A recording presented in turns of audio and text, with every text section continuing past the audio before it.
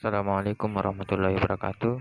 Perkenalkan, nama saya Akbar Mulyadi dengan NIM 2020 050 10 10 46, Prodi Ekonomi Syariah kelas B. Di sini saya akan menjelaskan atau membaca resume mulai dari kelompok 1 sampai 6 yang telah dipresentasikan beberapa pekan kemarin ataupun minggu kemarin. Ya, materi yang pertama itu adalah pengertian akuntansi. Akuntansi merupakan cara atau metode yang digunakan untuk menyelenggarakan pencatatan mengenai transaksi keuangan sehingga menghasilkan informasi yang relevan untuk pengambilan suatu keputusan. Kegiatan akuntansi meliputi pengidentifikasian dan pengukuran data yang relevan untuk suatu pengambilan keputusan. Kedua adalah memproses data yang bersangkutan, kemudian melaporkan informasi tersebut yang telah dihasilkan dari pengidentifikasian. Yang ketiga adalah mengkomunikasikan informasi kepada pemakai laporan. Adapun bidang akuntansi terbagi menjadi 15. Pertama, akuntansi keuangan, kedua auditing, 3 akuntansi manajemen, 4 akuntansi biaya, 5 akuntansi perpajakan, 6 sistem informasi, 7 penganggaran, 8 akuntansi pemerintah, 9 akuntansi publik, 10 jasa konsultasi manajemen, 11 akuntansi intern, 12 laporan akuntansi, 13 pembukuan, 14 pemerintah intern. Proses akuntansi meliputi 1. Identifikasi dan pengukuran data, 2. Proses dan pelaporan sebuah data, ketiga adalah melaporkan sebuah akuntansi dari pengidentifikasian dan pengukuran, yang keempat adalah menganalisis dan menginterpretasi dari sebuah proses akuntansi, yang terakhir adalah proses akuntansi, prosesnya. Adapun pengertian perusahaan di sini adalah suatu organisasi yang didirikan oleh seseorang atau distribusi guna memenuhi kebutuhan manusia. Jenis-jenis usaha terbagi atas 3.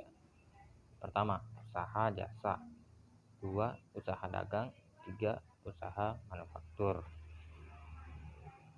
Adapun faktor-faktor yang mempengaruhi pelanggaran etika dalam akuntansi. Pertama, karakter individu, kedua, budaya perusahaan, 3. hukum dan penegakannya. Terakhir yaitu proses pencatatan akuntansi. Proses pencatatan akuntansi meliputi transaksi keuangan, analisis bukti transaksi, 3. penjurnalan, dan 4. memposting di buku besar. Fungsi jurnal yang pertama, fungsi pencatatan, artinya bahwa semua transaksi terjadi berdasarkan bukti dokumen yang ada dan harus dicatat oleh seluruhnya. Kedua, fungsi historis, artinya bahwa transaksi dicatat sesuai kejadian waktunya. Ketiga adalah fungsi analisis, artinya bahwa setiap transaksi yang dicatat dalam jurnal harus merupakan analisis dari bukti-bukti transaksi. Keempat, itulah fungsi instruktif, artinya pencatatan data jurnal merupakan instruksi atau pemerintah untuk melakukan posting debit atau kredit ke dalam buku besar. Terakhir adalah fungsi informatif. Fungsi informatif ini adalah jurnal dapat memberikan informasi transaksi yang terjadi. Selanjutnya, materi yang kedua yaitu menganalisis transaksi. Analisis transaksi adalah langkah awal dari siklus akuntansi. Pengertiannya yaitu adalah analisis transaksi adalah tindakan memeriksa transaksi untuk memutuskan bagaimana hal itu mempengaruhi persamaan dasar akuntansi. Manfaat dari analisis transaksi. Pertama, untuk mengetahui posisi keuangan periode tertentu. Kedua, untuk menganalisis kelemahan perusahaan yang ada. Ketiga adalah untuk mengetahui kelebihan perusahaan yang dimiliki oleh perusahaan tersebut. Yang keempat adalah untuk mengetahui langkah lanjutan pengambilan suatu keputusan. Yang kelima adalah sebagai bahan evaluasi dari penilaian kerja. Macam-macam transaksi yakni pertama transaksi dengan pemilik, yang kedua adalah transaksi dengan penyedia nilai tambah, ketiga adalah transaksi dengan kreditor, yang keempat transaksi dengan pelanggan, dan yang kelima transaksi dengan pemasok. Adapun cara melakukan analisis dari transaksi dalam akuntansi tersebut. Pertama, kita tentukan apakah transaksi akuntansi itu betul atau bukan transaksi tersebut. Kedua adalah mengidentifikasi akun apa yang terpengaruh dalam akuntansi tersebut. Yang ketiga adalah ini akun jenis apa. Yang keempat adalah akun yang mana yang naik turun dalam transaksi tersebut. Yang kelima adalah menerapkan aturan debit dan kredit setiap akun. Selanjutnya, materi yang ketiga yaitu proses penyelesaian. Proses penyelesaian sebuah laporan keuangan dari suatu bisnis dibagi dalam periode dan biaya usaha akan dicatat. Terdapat dua metode pencatatan, yaitu accrual basis of accounting dan cash basis of accounting. Proses penyesuaian pada akuntansi berbasis accrual. Beberapa akun dalam buku besar memerlukan penyesuaian. Hal ini dikarenakan beberapa alasan. 1. Beberapa biaya tidak dicatat secara harian. Kedua, beberapa pendapatan dan beban yang terjadi di masa yang lalu bukan merupakan transaksi terpisah atau saling berkesinambungan. Yang ketiga adalah beberapa pendapatan dan beberapa mungkin transaksi tersebut atau proses penyelesaiannya belum tercatat di buku besar. Yang C, jenis akun yang memerlukan penyesuaian. Ada 4 jenis akun yang memerlukan penyesuaian, yaitu 1. Beban dibayar di muka. 2. Pendapatan diterima di muka. Ketiga, accrued revenues atau piutang pendapatan. Yang keempat, accrued expense, beban yang masih harus dibayar. D. Jurnal penyesuaian. Jurnal penyesuaian yaitu adalah jurnal yang digunakan untuk mencatat akun buku besar yang perlu disesuaikan agar menunjukkan keadaan yang sebenarnya. Ringkasan proses penyesuaian. Ringkasan ini meliputi jenis penyesuaian, ayat jurnal penyesuaian, dan pengaruh penyesuaian dalam laporan keuangan. Ayat jurnal penyesuaian diberi tanggal per hari terakhir pada tersebut, akan tetapi karena proses pengumpulan informasi mengenai penyesuaian membutuhkan waktu, maka ayat jurnal penyesuaian biasanya didukung oleh penjelasan yang padat. Daftar saldo disesuaikan. Ya, tujuan dari daftar saldo ini disesuaikan adalah untuk memeriksa kesamaan jumlah saldo debit dan kredit sebelum kita menyiapkan laporan keuangan. Terakhir adalah analisis dan interpretasi keuangan. Yang pertama adalah analisis vertikala. Apa itu analisis vertikala?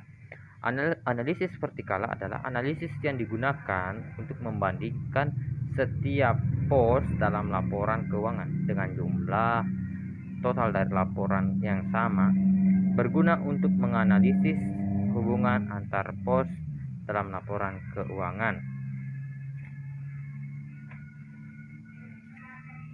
Jurnal balik. Jurnal balik, ada 4 hal yang perlu dibuatkan dalam jurnal balik, yaitu beban yang harus dibayar atau hutang akrual, Kedua adalah pendapatan yang masih harus diterima atau pendapatan akrual atau piutang akrual.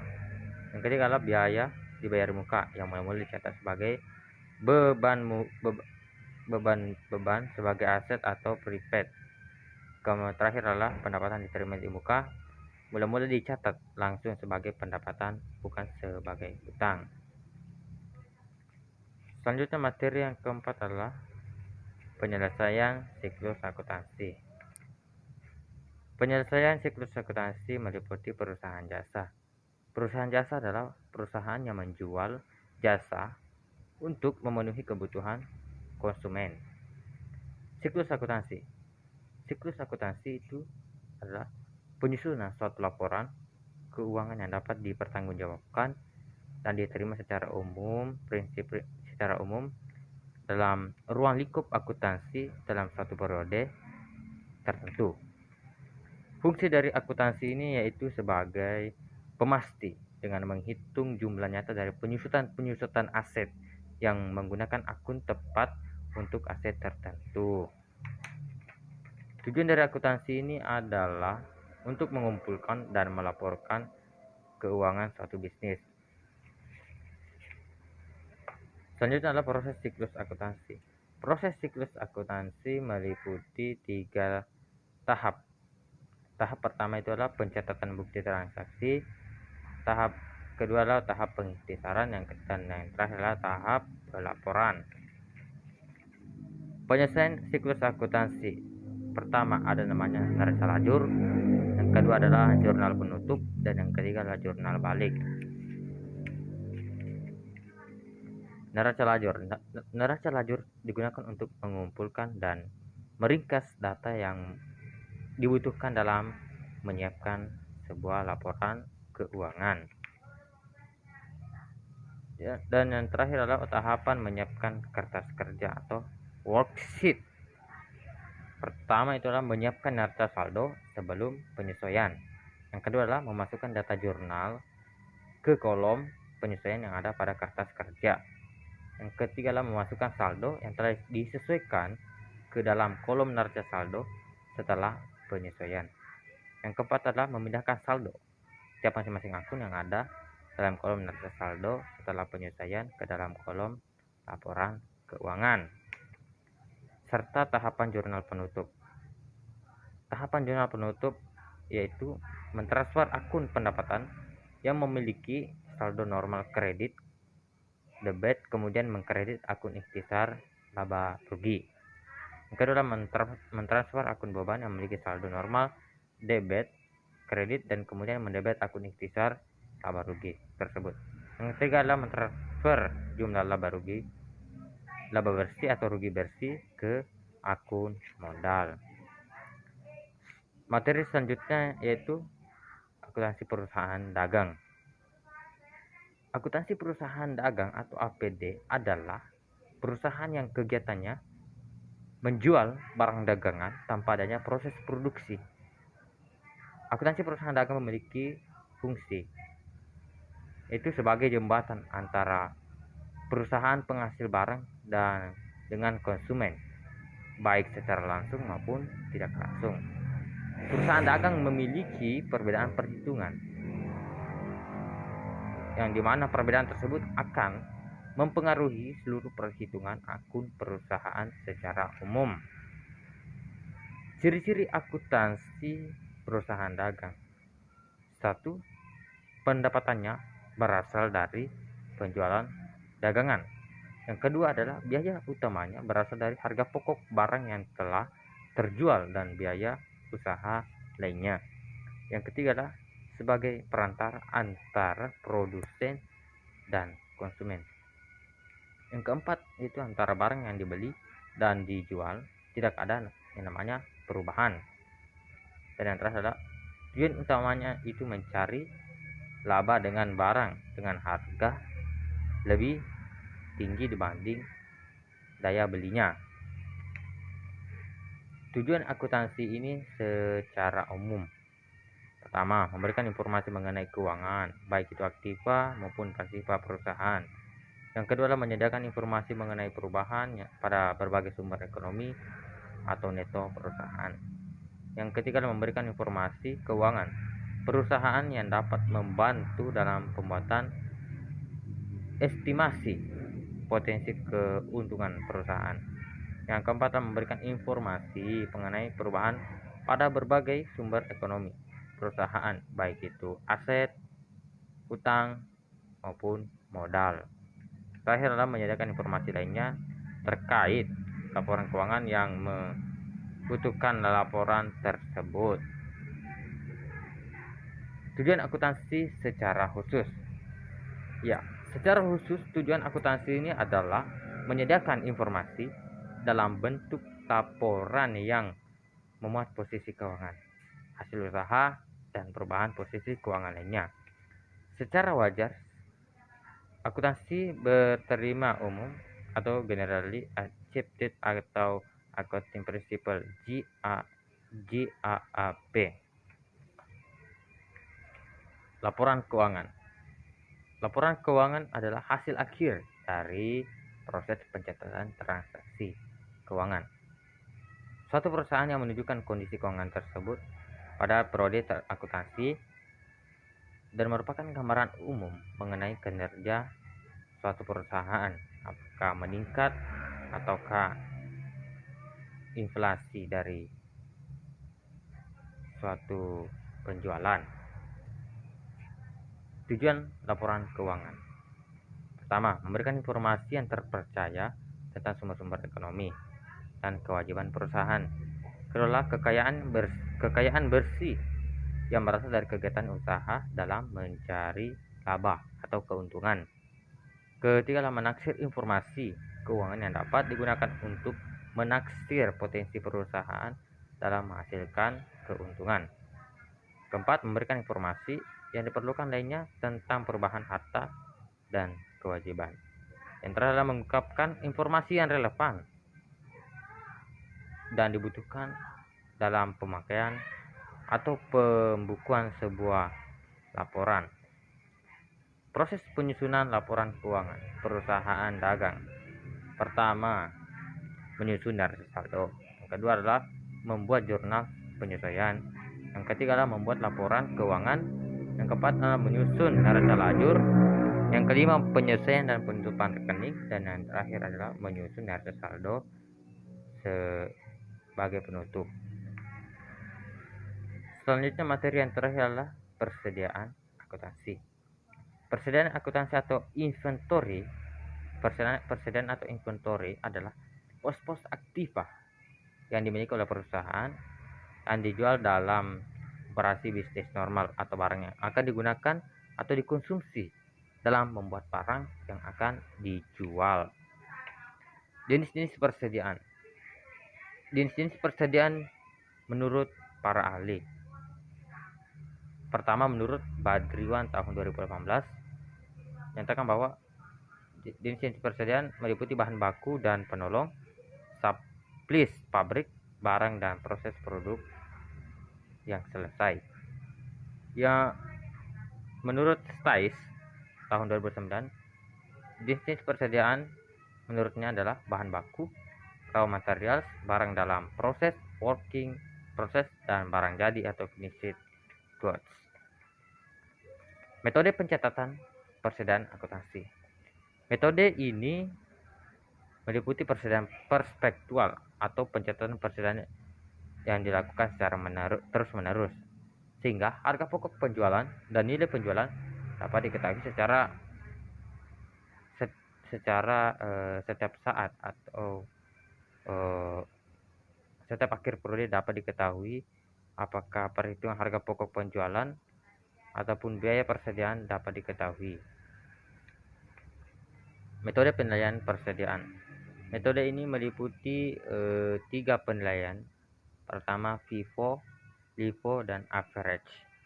FIFO ini menghasilkan harga pokok penjualan yang rendah, menghasilkan laba kotor yang tinggi, dan menghasilkan persediaan akhir yang tinggi.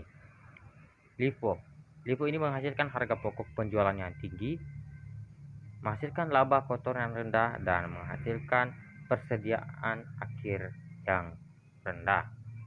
Dan yang ketiga adalah average. Average ini adalah menghasilkan harga pokok penjualan, laba kotor, persediaan akhir, dan mendekati metode LIFO, artinya bahwa menghasilkan persediaan akhir yang tinggi. Pengaruh metode penilaian persediaan. Pengaruhnya ini dianggap cocok dan perlu diketahui juga pengaruh dari masing-masing metode yang digunakan. Pertama adalah pengaruh terhadap neraca, kedua pengaruh terhadap laba rugi, dan yang ketiga pengaruh terhadap pajak. Kesalahan pencatatan persediaan. Akibat dari kesalahan dalam pencatatan jumlah persediaan barang akan mempengaruhi laporan laba rugi dan laporan posisi keuangan. Kesalahan-kesalahan ini terjadi mungkin hanya berpengaruh pada periode yang bersangkutan atau mungkin juga berpengaruh dalam periode-periode berikutnya. Kesalahan-kesalahan ini bila diketahui harus dibuatkan koreksinya, baik terhadap rekening real maupun rekening nominal. Ya, itu tadi hasil penjelasan saya dari resume kelompok 1 sampai kelompok 6.